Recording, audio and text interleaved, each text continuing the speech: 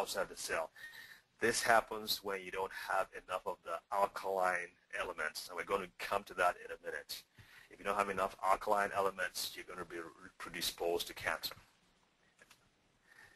And cancer is going to overtake heart disease as the largest global cause of death very, very soon. And here, there's a picture of how cancer just spreads and multiplies. And this happens in the presence of acidic blood. Hey, David, so if somebody's already been diagnosed with cancer and they start to get their system more alkaline, does that help reverse the cancer, the process of the cancer already being there? I'm going to, bottom line, I try to shy away from cures for cancer. But what we're trying to say is that in an alkaline environment, even if you do have cancer, in an alkaline, when you begin, guaranteed, if you have cancer, you have a strongly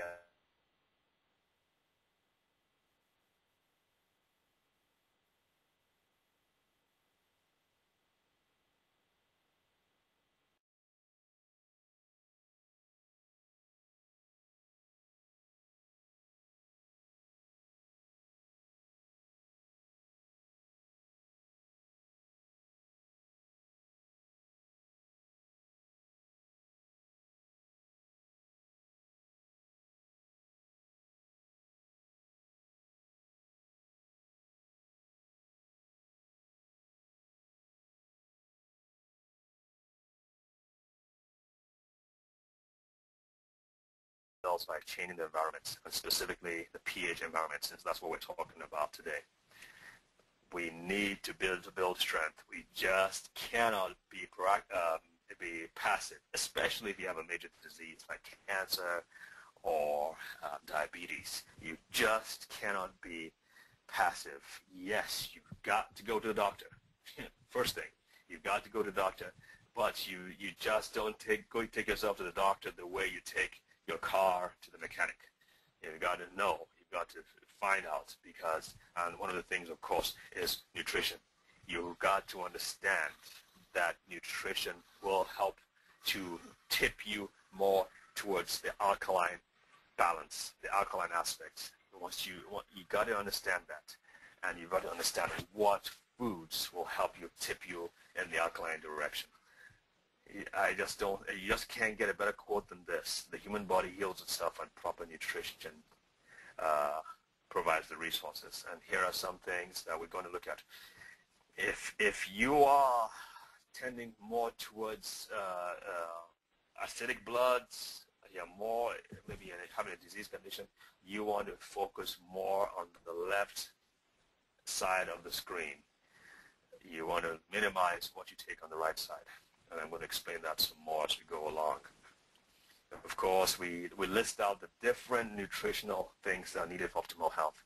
When you want to embark on the road towards recovery, you have to pay attention to all four. I think I put this in the wrong place, but hey, it's always good to see a new cell. All right, next slide. Move it. Why does this do this? All right. One of the things in the pH Miracle that I read, they were focused that they mentioned you need to take a lot of greens, and they talked about some other things. So I'm just going to pick and choose. I'm picking and choosing the ones that I'm most comfortable with because I know that they work. If you want to see what they had to say more, you might have to buy the book. But here are they really emphasize you taking multivitamins and multiminerals. Remember, you want to go for the good quality ones. And let me just tell you now, anything less than $30 for a multivitamin supplement, the truth, if it's not on discount, if you're just getting anything less than, well, maybe $20. But most good quality multivitamin, multi-mineral supplements they're a little bit more expensive than what you get at the regular stores. So, and one of the reasons for that is that they are processed a lot better. They are more bioavailable. In other words, your body makes much better use of them when your body ingests them.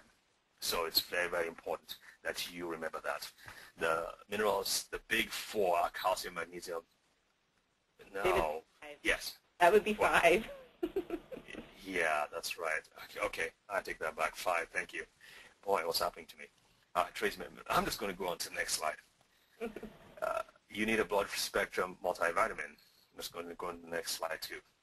Now, here's an interesting thing that I came across, and this had puzzled me for a long time because I've been told that fruits like oranges, limes are acidic.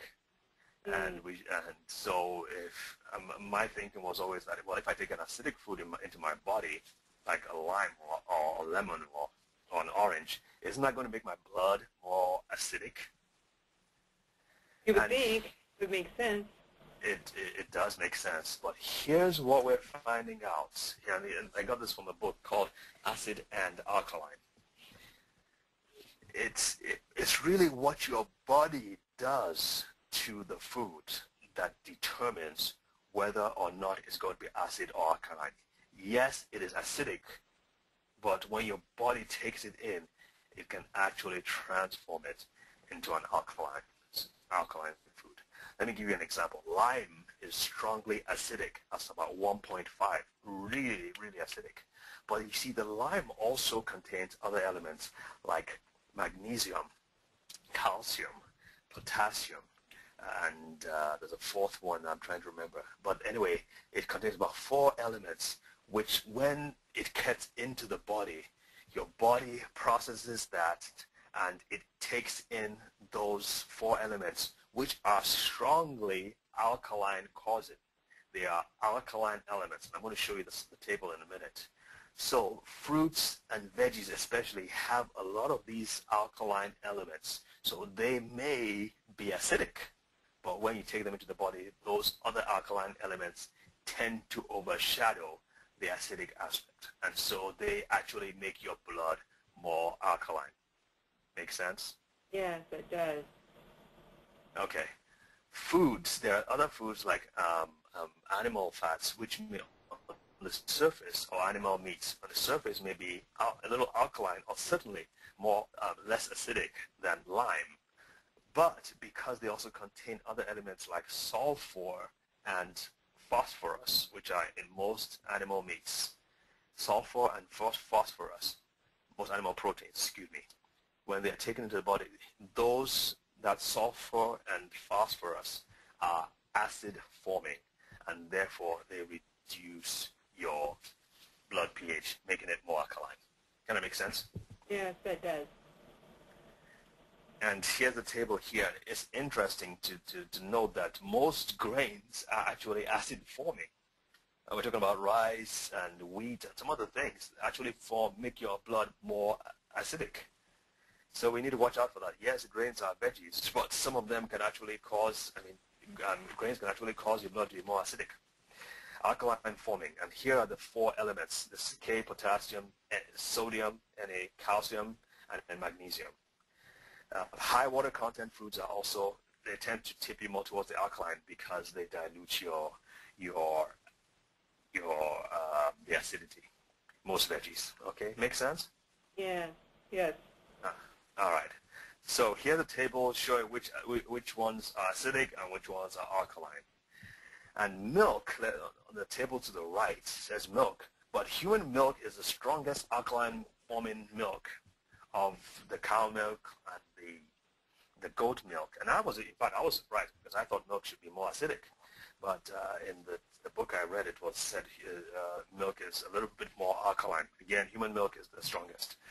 Another reason why breastfeeding is important. The other reasons, of course, human breast milk has a lot more omega and fat content. Good fat, now not bad fat, but good fat content, which is extremely important for the developing brain. Remember, 60% of our brain solid weight is made up of fat, specifically or especially omega-3 fatty acids.